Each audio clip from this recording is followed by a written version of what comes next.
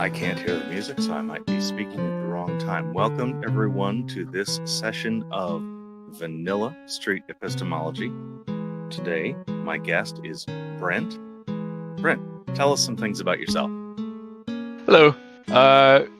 Well, currently I'm in art college, near the end of it, and I discovered street epistemology through like an Ask Reddit thread. Someone brought it up, and I just hopped on a chain, and I'm like, oh my god, this is it. This is the thing. I love it. So I'm excited to have a conversation. Excellent. So earlier we talked about a claim, and we settled on there are no inherent morals. Is that a claim you're happy to have us examine? Yeah. Very good. So, what are morals? Independent of whether they're inherent or not, but what are morals? I would say that morals are the idea that there is good and bad, and that there are things that are, I don't know, universally beneficial and universally the antithesis of that. Okay, so there are some things which are always good and always bad. Yeah. Okay, and good and bad are relative to what? Are good and bad things are relative to goals that we choose, or is there a universal good or bad reference that we could reference? I would say I think the one that I'd like to work with would be that there is a unified goal that everyone has, Okay. and that there is a good and bad that, I don't know, support and go against that. Okay, so there's a universal goal, and by that we can choose good or bad. Mm-hmm. Okay, so inherent. What does adding inherent to morals change?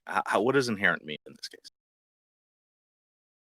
I would say that it means that there's like something born within us, something that you don't necessarily choose and decide. It's more like you will discover that it's here, or that it was always there, kind of thing. Okay, so we are not born with morals. Morals are something we have to learn. Yeah. Well. Okay. I was just, I don't even if that's helpful. Yeah. No. I mean, I agree that like with some people's definition of morals, like with what I used, I would say that you would have to learn that, but that I would even say that like morals themselves are very much a fluid thing that is not consistent between people. You can come up with something that everyone would agree is the best. You can or you cannot? You cannot. You cannot. Okay. So if we cannot agree on morals, what reason do you have to think that the good or the bad, the morals are the goal of? Or I should say that the good and the bad are the goal of the morals. I think I'm saying it backwards. Mm-hmm.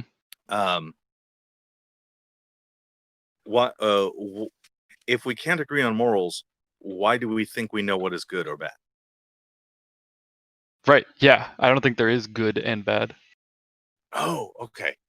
So in the prior definition, that would be your opponent's definition of morals, because for you, if we don't have a good or bad, all right. So, so Professor Rabinowitz would prefer the example, torturing puppies, all else being equal, is always bad. Could you find an example where torturing puppies was not a bad thing? I would just say like it's not a good or bad thing at all. It's just something like we don't like suffering, and so we don't like to see things suffer. But why do we value suffering, or why do we, opposite of value suffering? Disvalue? Unvalue? Why do we hate suffering? Why do is we hate suffering? suffering? Why do we want to Yeah. avoid it? Yeah. Yeah. Okay. And so because we want to avoid it, we can say, oh yeah, torturing puppies is bad because we don't like that. But we don't like that because we are, have evolved to avoid suffering. Okay. If someone wanted to define their morals as whatever minimizes suffering, is that something that could work? Is that a definition that makes sense, or are there holes in a definition like that? As long as they're not saying that, this is like the one true path, or like that minimizing suffering is guaranteed the best way to solve whatever goal outside of like a circular thing where it's like minimize suffering to minimize suffering kind of thing. I see. So it could be amoral, but not the moral because it's got holes. It fails to cover things. I think it might also allow things like antinatalism as an argument. Right. If suffering is bad, then we should quit with this life thing because life always includes suffering. I am not convinced by that argument at all. I find that one doesn't make any sense. Yeah. So other ones say well-being is the way, or pro-social versus anti-social. Are those morals that if we agree on the good of well-being, is that a sufficient is that self-sufficient moral? I'm not sure what I'm asking. Does that morality make sense and cover everything? Focusing on the well-being of others and well-being being Of self defined and of self and others. So well-being being defined as like, how would you define well-being? Like each individual's interpretation of that, or is there like a definition of well-being? The definition of well-being. I'd almost have to ask Sam Harris for this one. I think generally well-being is health and comfort and kind of a lack of suffering and a fulfillment of things that motivate you and several. I'm not sure it's a clear definition. I agree that might be a real hole definition of well-being. Well, still operating with like the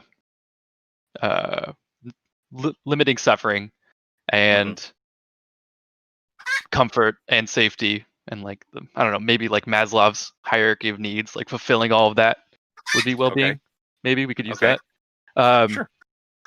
I think that from a perspective of like, okay, we have evolved for this, to desire this or whatever, and this might be the best way to achieve that following these morals or whatever.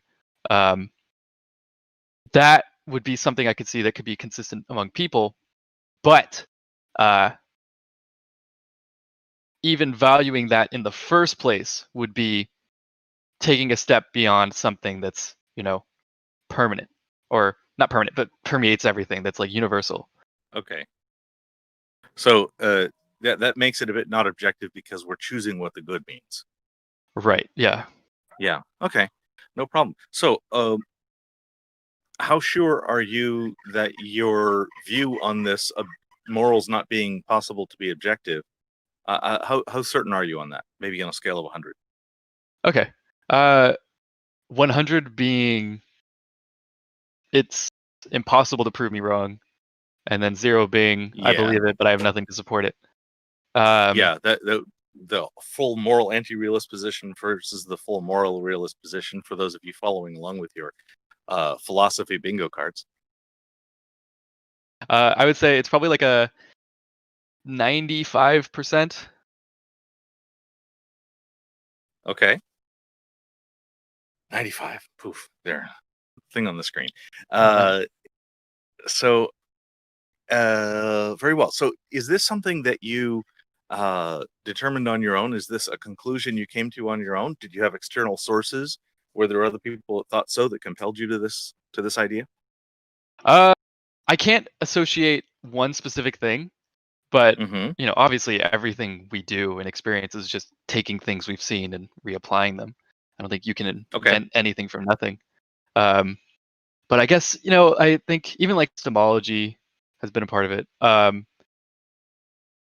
But anything in specific, I don't know. I think it's just the fact that I've been seeing so many different voices have so many different opinions that I could Mm-hmm. agree with has just kind of led me to believe it's like, well, it's just there's nothing specifically.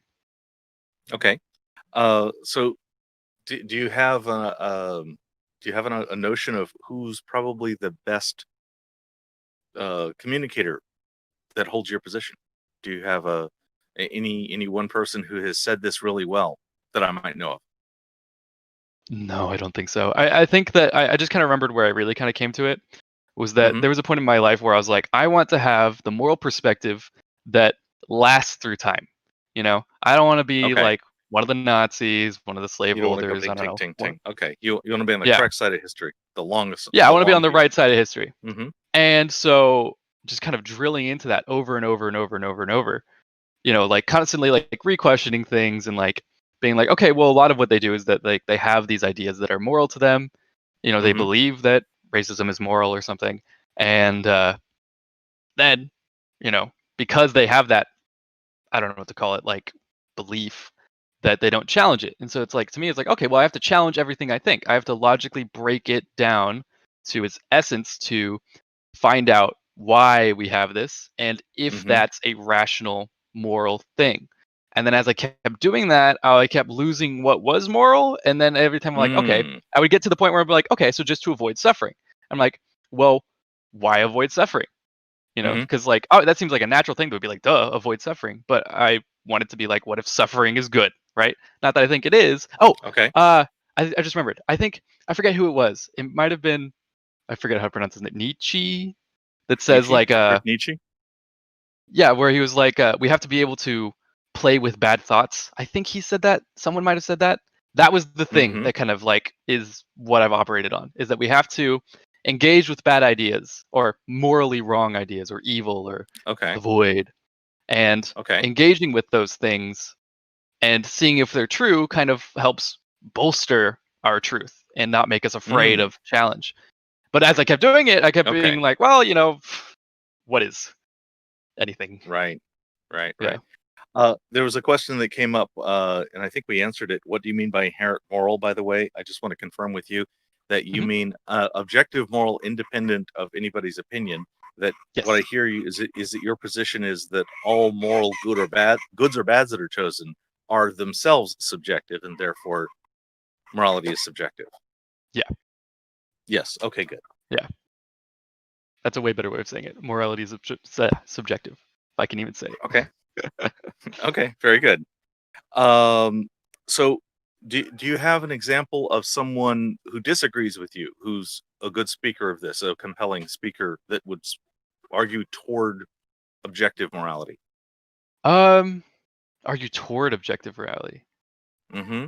I've seen a lot of, you know, religious speakers and uh even like not so religious but like religiously based ideas. But even Mm-hmm. like I guess maybe Matt Dillahunty kind of like he says morality is subjective, I'm pretty sure. Like Mm-hmm. I'm sure he agrees with I that. think he has that opinion, yeah. Yeah. But he does kind of like talk about how we can piece together the morality that we agree with from suffering and like avoiding suffering, the well-being thing we brought up, Okay. Yeah. and things like that. He And I'm likes like, well-being. even Mm-hmm. yeah, exactly. He likes well-being, and I'm like, even that, it's like, why like it? What's you know? I mean, obviously, why like it? There's a Mm-hmm. bunch of reasons why we want to like it, but like, why does that make it right? Just because we Yeah. like it? Yeah, indeed. Okay, so the good speaker I got was maybe Matt, who fights for well-being and thinks that maybe the choice of well-being is an objective choice. Yeah. So Well, really, I yeah, think that's the only part that he would disagree with you on. You're saying the choice of well-being is subjective. I'm going to reset because I think the video just froze. yeah. You disappeared.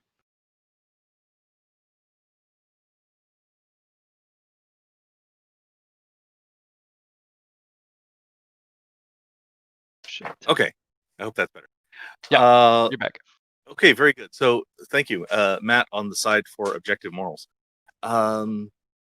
So what could you learn hypothetically that would raise your confidence from 95 up to 97 or something else, somewhere in that difference, that morality is necessarily only subjective? I would say that probably like abandoning morals as like a dialogue between us. The fact that it's Mm, still being discussed, I would say, is like kind of what's kind of holding me back. It's like, well, because this is something that we're engaging with, yeah. it's hard for me to say that no way, there's no such thing as objective morals. Hmm. Partially because that just shuts down like I feel like that just kind of shuts down your brain. But I mean obviously it doesn't if you don't want it to.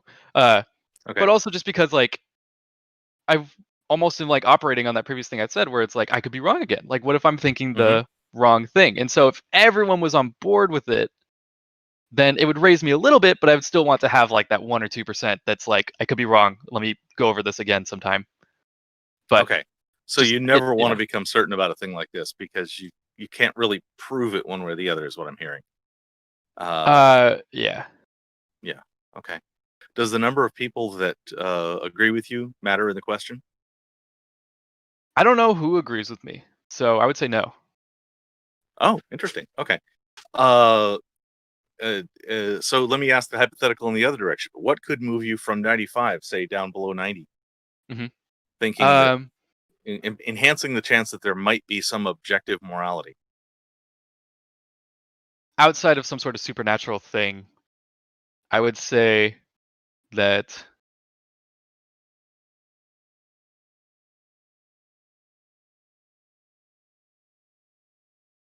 like, I want to say a convincing argument, but that's too vague.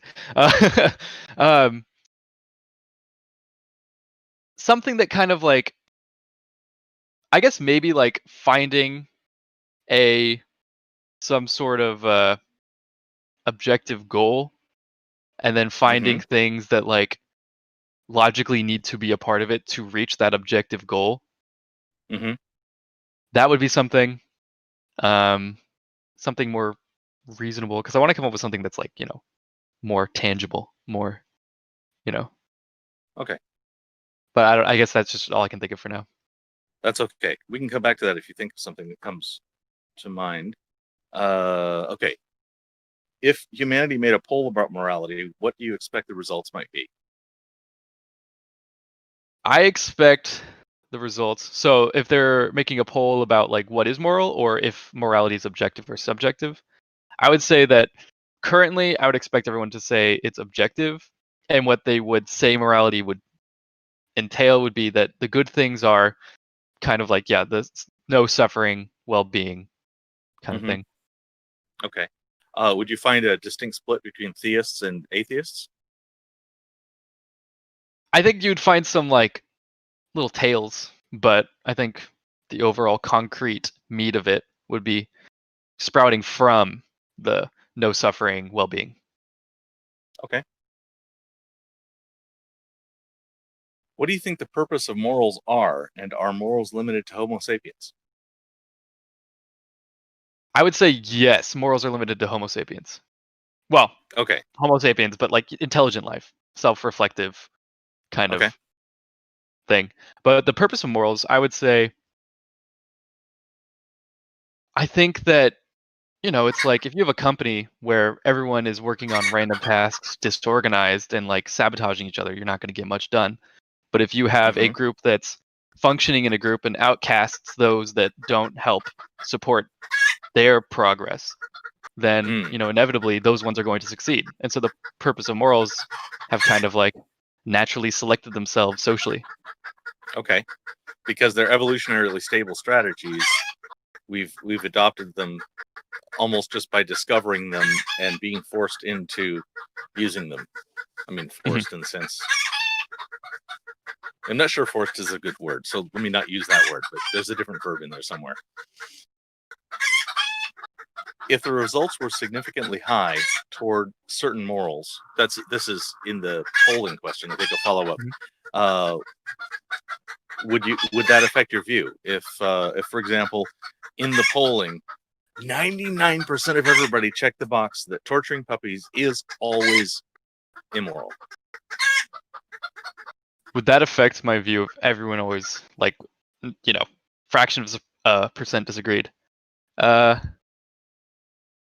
I think that would affect my view a little bit. I think I would be like, okay, this is something that I'm not expecting much progress in if I were to try to break it down. And then I would kind of be like, well, if we all, I guess, yeah, like a huge majority agreeing on something is, since this is a social idea, is kind of interesting in that it's like, well, either A, this type of moral, comes from something that's deep within our evolution, which I would say it is, like torturing puppies, not wanting things to suffer. But the empathy towards another creature aspect, I think, is a little more interesting to explore. Because, like, maybe it's like a side effect of caring for each other, but I would say, like, certain morals being universal would be more interesting and more effective towards my view than others. Like no suffering, that one's already pretty common, and I can see a direct line of why that is. Whereas something more specific, like maybe like if everyone agreed that watching TV is morally wrong, I'd be like, that's weird. Why does 99% of people think that? That would change my view on that. Okay, very good. So you are movable if you see a high fraction of people believing a thing to strongly consider that thing, not necessarily you be convinced, but Yeah, that your no. confidence would shift. Okay. Could empathy be the objective core for morality for all mentally healthy people? So, in other words, is there just not a discrete set of rules, but a principle based on our brain structure, that which serves empathy? Uh, I don't know. I honestly think that empathy, this might be a little bit of a oddball, but I don't think that empathy has much to do with morals. I think that because I guess, and the reason why that is more of because like my idea of empathy would be empathizing with everyone, you know, not just picking and choosing who we think should be empathized with. Whereas like a lot of moral decisions are based on, punish the bad, reward the good. And that doesn't feel very empathetic to me. That feels like, you know, teaching, I guess. I don't know. Yeah, I think the yeah, this is my pretty sweetie girl. She's talking a lot, so I'm going to give her some lovin's.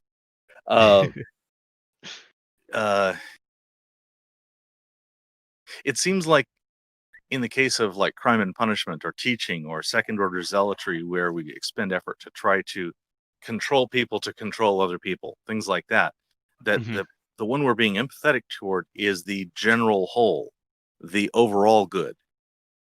Yeah. Does that make sense that can tie back to empathy? I would say that that would kind of just be like empathizing with the overall group Mm-hmm. would almost be like, I don't know, there's like a dehumanizing element to saying the overall.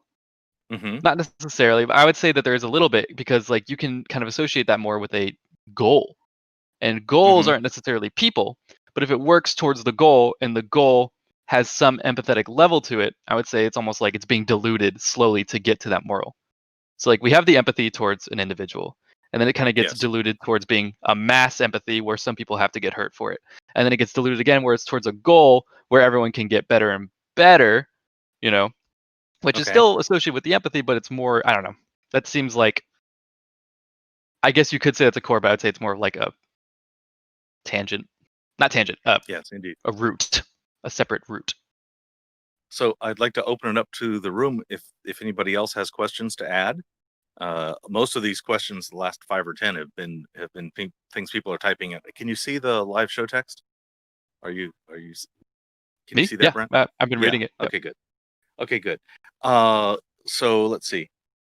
How do you distinguish between ethics and morals, if you do at all? Are ethics and morals something that's distinct? No. No. Okay, those are synonyms. Very good. Uh, yeah, I'm back to my hypotheticals. I love hypotheticals. The the one we left in there. So imagine Sam Harris comes up and he says, "I have an announcement. This is going to be a really big deal. I have confirmation from this thing that I'm about to describe to you that well-being is in fact the most important objective moral truth. Would you think that what he's about to present is possibly correct?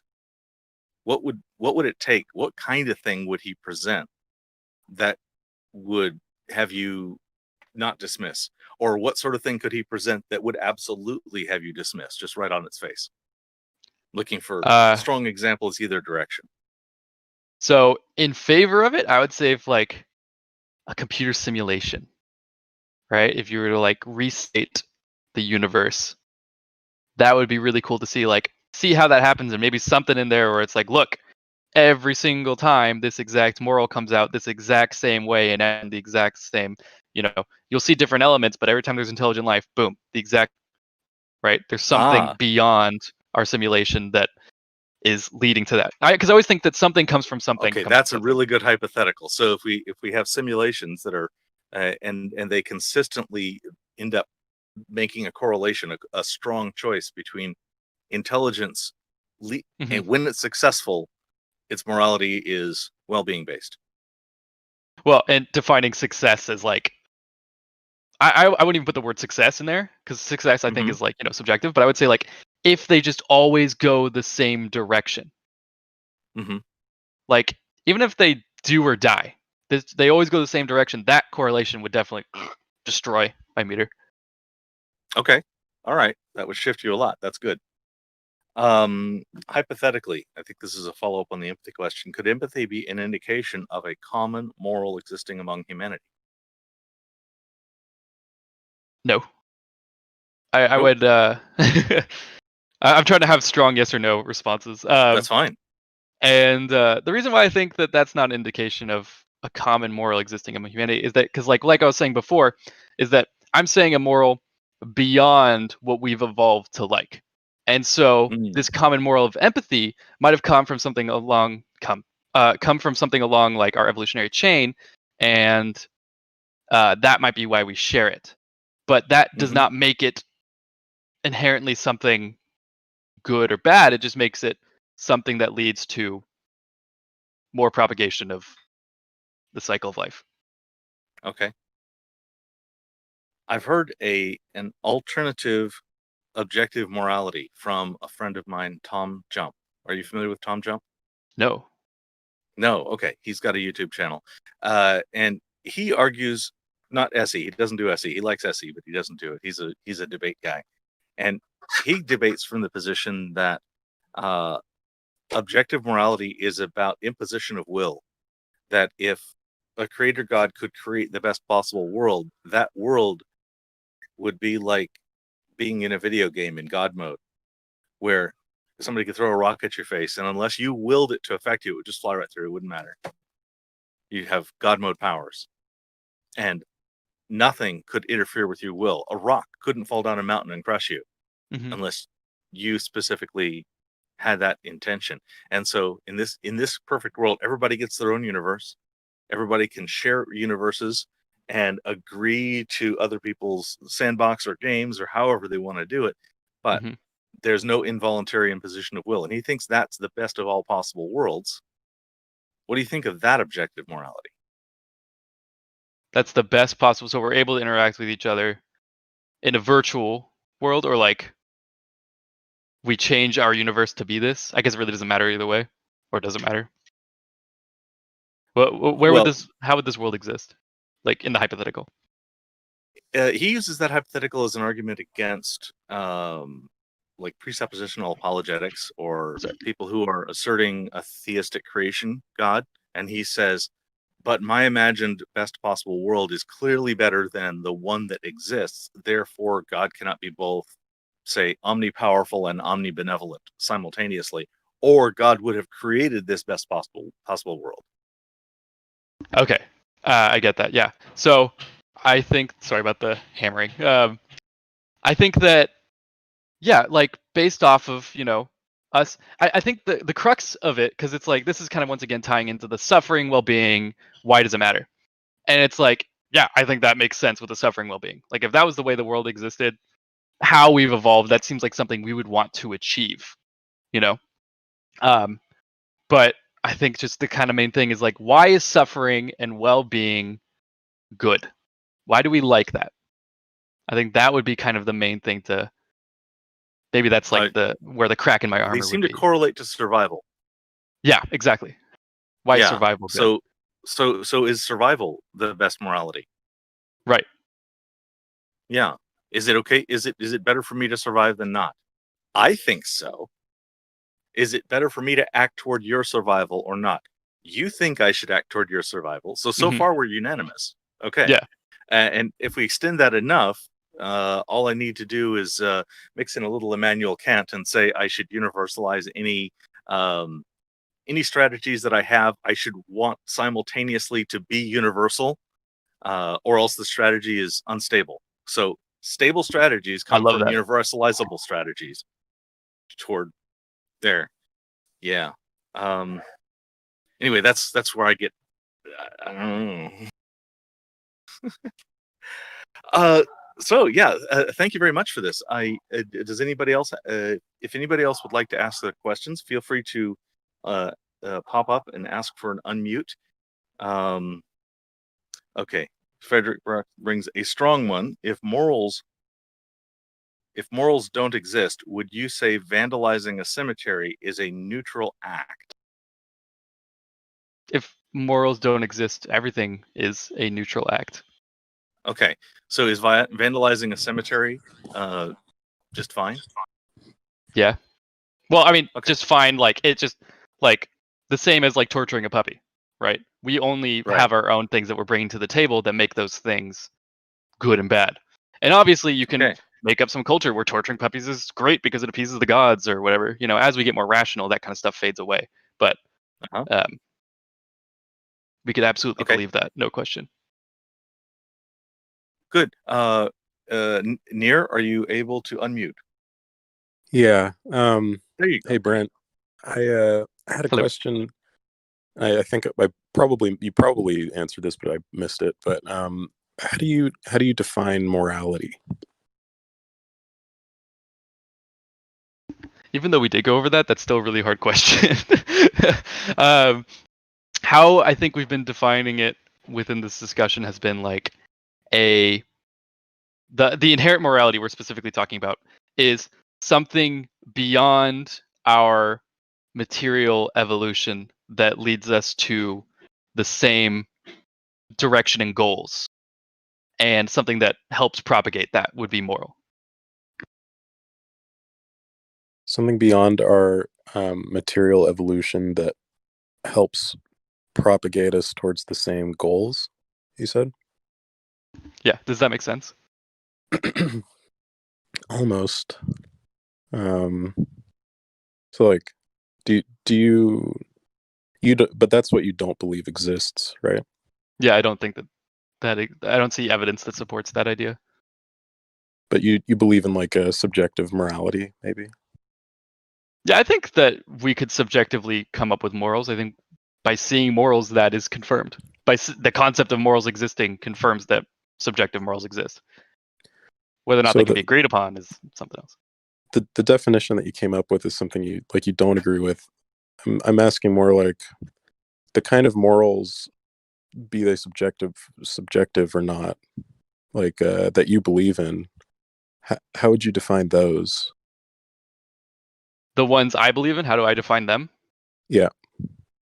So the morals I've kind of come to still rely on, like, I don't know if I'm using the word right, like an axiom, right? Something that I'm just kind of letting be true on its own. And that would be like, we all desire meaning, therefore there might be meaning, or we should look for it at least, right? And so looking for meaning, that one axiom, I think you can expand upon that and get to kind of the same morals we have today with, like, you know, well-being, not suffering, but more of like a scientific progress kind of perspective, and also not wanting to kill and murder people, because if you recognize that your understanding of the world is not necessarily true, right? It's just what worked for you so far, then cutting out someone else's perspective harms your ability to gather new information. Because if you're looking for meaning, you don't know where it is. It could be in art, it could be in space, it could be in the core of the earth. And if we're not constantly exploring and constantly allowing for as much diversification of thought as possible, then we won't be able to find meaning. And so I would say that's where my subjective morals kind of come from, but it's coming from the assumption that they're not even that there is meaning, but just that we all want it. Right. Or And even that there's reason for it or it's useful. I don't know. well, then I guess, and that's really interesting. I haven't heard quite that one before, but it makes sense. Like, would you say that? Because to me, it sounds like from there you could make the jump to say that it is objectively true that if you want to be a moral person, you should seek meaning in your life under the framework that you established. Would that not be correct? If you would want to be determined moral from my perspective, yes. But from a perspective that is non-human, which I think is kind of what I'm coming from, is like a non-human perspective, right? Because we're like stuck in this. Now, granted, if like that's kind of why I liked the computer example, the simulation, where it's like the computer came to that conclusion without human bias and our little twitches and desires. And I think as we get closer and closer to truth, the little twinges of bias steer us even harder than they did way further out when we're looking at more material, more objective things. I think I went on a little bit of a tangent, but no, that's interesting. Thank you. Do you have a position on free will? I love this question because I've been thinking about this. I think this got brought up in the philosophy subreddit, and I think that free will is a dumb concept. I think that you can define it in a way that's useful, or you could define it in a way where determinism kind of knocks it out of the park, right? And determinism is still kind of making an assumption on other things, right? But so free will in the concept that we get to choose what to do and that it's up to us how our lives go or whatever. And then you can be like, well, your chemical makeup and your genetics, determine how you do things.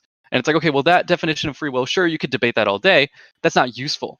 So how I would define free will is that you have the ability to look at a situation, assume how it will go, and then compare different directions. And I would say that's free will. And I think that's a useful thing to operate with. So free will is the capacity internally to model the situation and make an informed estimation.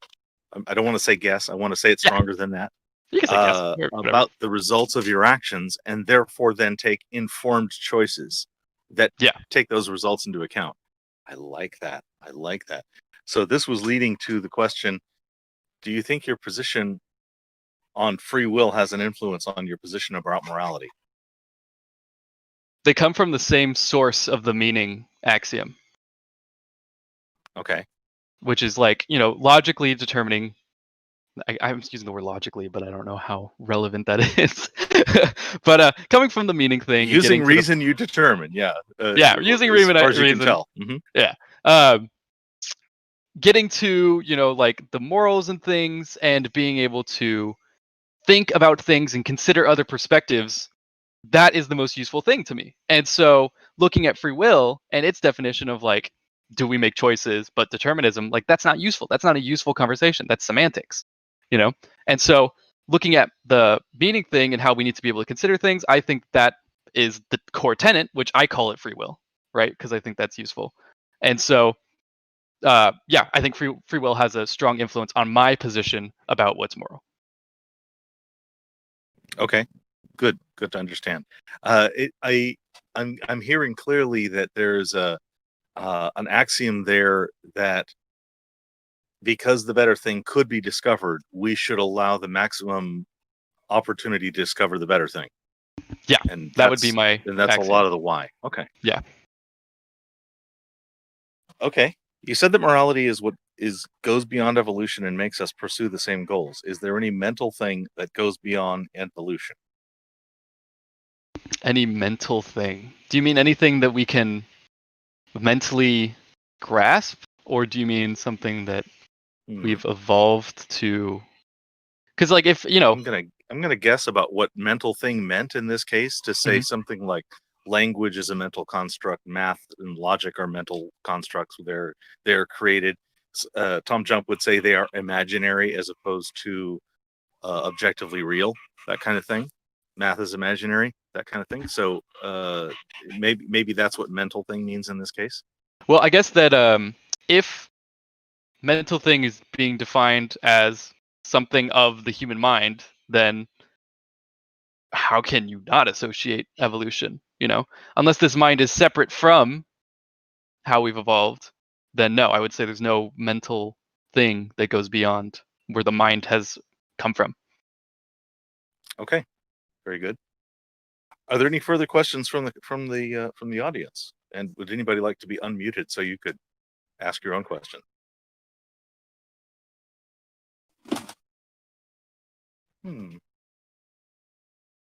You disappeared again. Yes, Malox, you certainly may unmute. FK may have to push a button or something. Can you hear me? Yes. Yes. Okay, nice. So I want to say something about the mental thing, because as I understand what you said, it's basically everything comes from evolution and there is no morality, no absolute morality given by anything. I mean, let me put it like this. If there is no absolute morality, could you also say there is no absolute meaning? Like meaning of life? I like that question a lot. That's really good. Or no absolute anything, basically. Well, and part of the reason why I say that it's kind of like a axiom is that, yeah, there is no evidence that there is going to be something that we'll find that will be the better thing, that will be the meaning or the goal or whatever, or even just like the understanding that maybe there is like a universal moral out there we just haven't discovered yet. Maybe we just had to mine an asteroid and there's like a little note in English that says, oh, it's this, by the way. And it's like, oh shit, well, there we go. Oh, my bad. But I would say that saying that there's absolutely no meaning and saying that there's absolutely no morals are not necessarily the same assumption, because with morals, my understanding of it comes from human evolution and how we've come to associate with one another, whereas meaning is the question beyond our evolution. Not since we come up with it, that doesn't necessarily dismiss it, but it is the question of beyond us, right? And so if there's a better way to frame the meaning question, then maybe I would frame it in a way that just says like, what is there beyond us that we don't know that we should know? We're not even should know. There's like, what is there beyond us that we don't know, and we should find it out. What makes you what makes you assume that there is that there is no absolute moral, but there can be an absolute meaning? Because morals are defined subjectively, whereas meaning, can be defined subjectively, sure. But meaning is like a universal meaning would be, like I said previously, is like, I'm trying to find like the best way to say this simply, but it's like, meaning to me is what is there beyond our current understanding that can guide us or even just give us information that helps us do something. Okay, so your definition of meaning is more like knowledge and not an absolute goal which we should all pursue. Because in my opinion, knowledge can be very much absolute, if there is an absolute truth. But goals are always subjective. And if you define meaning by a common goal, then no, there cannot be a common objective goal, because goals are always subjective. Yeah, I think that's a better way of putting it. Is that the pursuit of the absolute truth versus the pursuit of a common goal. Common goal being moral, and the absolute truth being the meaning question that I said as the basis of my moral foundation. Okay, thank you. Thank you.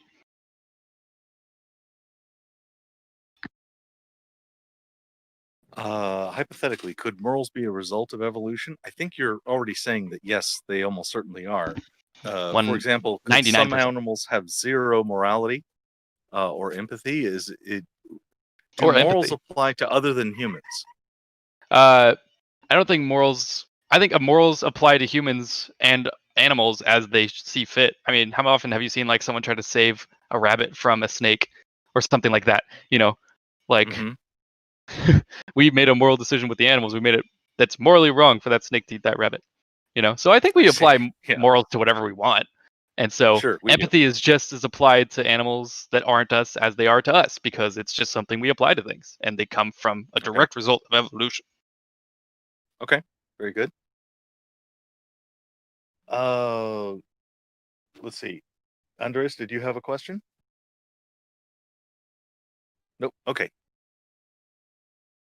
Thank you very much for this conversation. I've really enjoyed it. If anybody else in the Thank room you. has further questions, uh, I don't want to hide behind neutrality. If you want to ask me questions on the topic, I'm happy to answer them. So far, I've been trying not to even show you where my position is necessarily, and I don't need to keep that facade up. Our facade dropped. Is there anything that you wanted to say, but your facade prevented you from saying it? Oh, I shot a whole bunch of messengers. I think the one that came up the most often is I see three different primary views. One is a theist view, which asserts that morality is objective because God tells us what it is, and everything that God says is objective. And then I have the atheist philosopher view, which is split about 60-40 between moral realism and moral anti-realism. About 60% of the professional philosophers believe in an objective morality, and about 40% of them don't. The examples I'm going to give are Professor Aaron Rabinowitz and Professor Russ Schaefer Landau. Can you actually type those out so I can write them Yeah, down I will. for later? Oh, great. Thank you. Moral anti-realism. That's the non-objective one. Yeah, you are a moral anti-realist. Sick. That's a cool. Now you have a nice little label you could patch on Yeah, your shirt, whatever exactly. like that. Yeah, I love that you brought up the Kant thing, right? Kant? What's his name? The truth should be applied the categorical universally. imperative. Mm-hmm. I was like, I didn't know where that came from, but like I always apply everything to that. Yeah, I think it's that's something that I'm like, ooh, I need to look up that guy. I like that guy. Whoever said that. The 60-40 rule was something I learned during conversations with Professor Rabinowitz and Schaefer Landau. I've actually had about 4 or 5 one-on-ones with Professor Rabinowitz and only one sort of distant with Russ Schaefer Landau, but that's part of where I got that information. Rabinowitz. I think I've also had that information repeated from Tom Jump. And none of those sources should make you think, that's certain or nothing, but just there's some input. Somebody asked me whether that was my estimate. No, it's not my estimate. That's my repeat of several other people's estimate. Oh, awesome. Yeah. And so moral realist, moral anti-realist. Yeah, that's okay. And Aaron is the realist. Oh no, both of those guys are moral realists. They're both realists. Rabinowitz is actually a student of Schaefer Landau. And so if I'm talking about things like not torturing puppies, I'm quoting Rabinowitz directly. Mm-hmm. And I've learned a lot of interesting things from him. I fabulously disagree. You actually asked my position maybe, in that I think I'm a moral arealist. I cannot find a single example, even torturing puppies, of an unambiguous moral objective fact. Everything that I see goes through David Hume's preference ought distinction, And so I see it's all subjective, though I don't want to say I know it can't be. So I'm in the middle of the camp. I'm like an atheist, not an anti-theist, kind of thing. And I make that distinction about this one, and I say because we don't have one yet, we should keep a lookout for one showing up and be willing to learn it.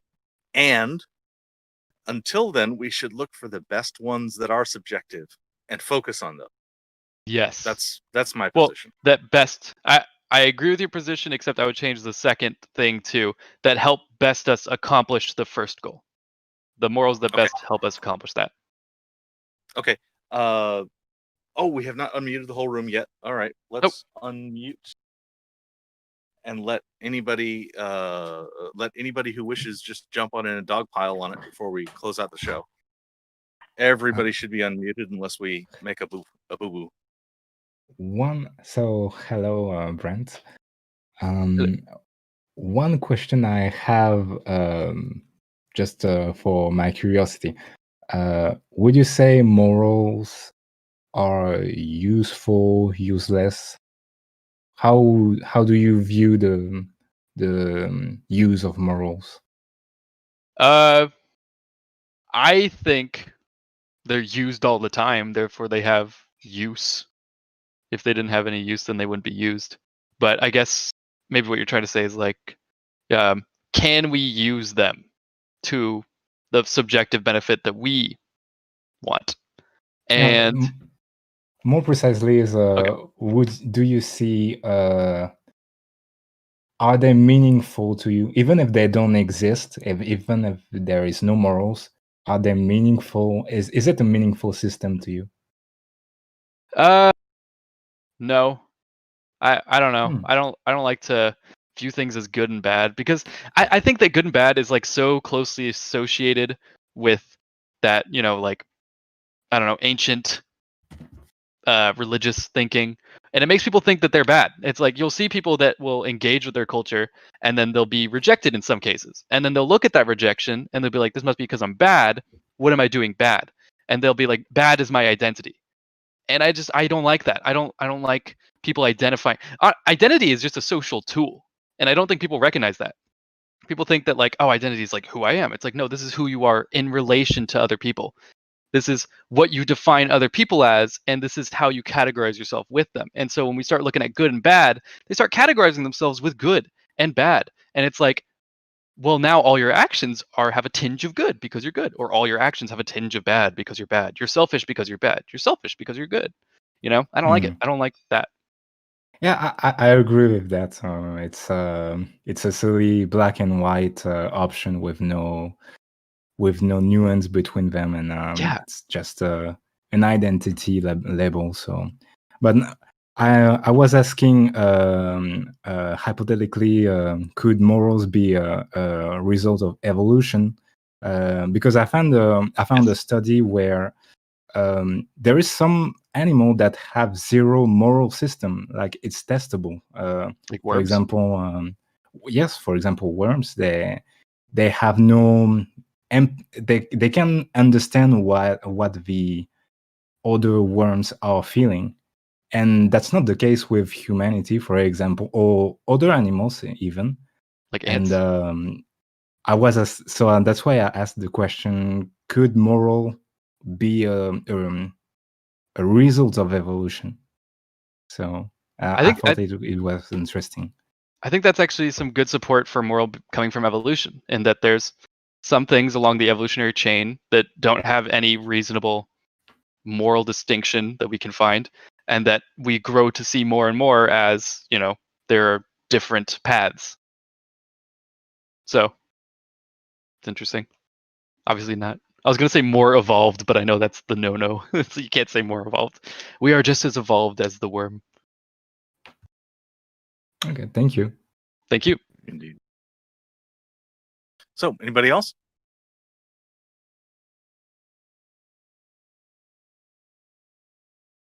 I see some typing.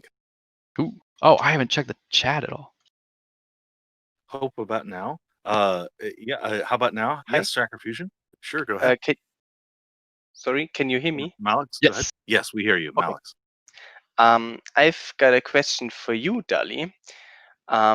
About you said there are subjective systems of morality, and we try to use the best subjective system until we might find a good or an objective system of morality, right? Dali?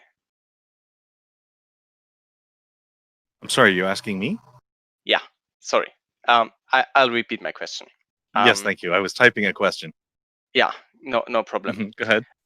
So you said, let's try to use the best subjective system of morality Yes. until we find an objective one. Yes. How my do position. you? Okay, so how do you evaluate systems of morality? What's a good system of morality as opposed to a bad one? I evaluate systems like that based on whether they are corruptible easily. Can they be hijacked? If the problem that I see with the theistic morality is, even if somebody manages to get it right, how can they even keep it there? Because I don't think that God is actually communicating it to people. The idea of saying, here is a remote authority that gives you your morality, allows your morality to be hijacked and changed. And no, this week God just told me we're going to war against those people and we should kill all of them, like the book of Joshua or something. So I want a morality that each individual can judge on their own. And if we agree upon goals, then we will roughly follow a similar morality. And then I want to find goals that are highly recruitable, meaning goals that almost everybody can agree on, can be made universal. So I like well-being just fine. Pro-social, anti-social is a good way to test it. And universability, things like that. Yeah. Okay, so that's how I judge for myself. Okay, so it's good means it's it can be implemented in a good way. Okay, thank you. Yeah, and obviously is judged on its results. Yeah. If we have morality and we get Hitler out of it, we messed up. We got it wrong. Yeah. Something Thank like that. Reed asks, do you have any use for moral foundations theory? Are you familiar with Jonathan Haidt's moral foundations? I know his. No, I don't. I don't know his moral foundations theory, but I know the emotional one. Okay, not the one I'm thinking of. In this case, it's a list of 6 values, and it's not a complete list of 6 values that tend to travel together. And if you detect what somebody's position is relative to those 6 values, you can predict a lot about everything else they're going to say. It's like care, freedom, liberty, purity, loyalty, like in-group loyalty, and then there's at least one other that I'm not coming up with in my head in the moment. I think I saw something like that was like referring to Democrats and Republicans and which ones they valued.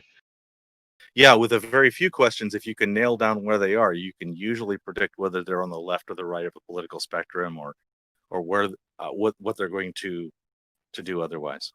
That's interesting. Yeah. No, obviously, since I haven't heard of it, I haven't found any use for it yet. But that sounds really cool. And anything that helps categorize people is obviously going to have some faults, but is always useful because we have to categorize everything, or else you won't know the desk from the floor. Yeah. I see it as useful myself in that it does seem to have significant predictive power. If you can get some of these things, it's just what people travel together in their thing.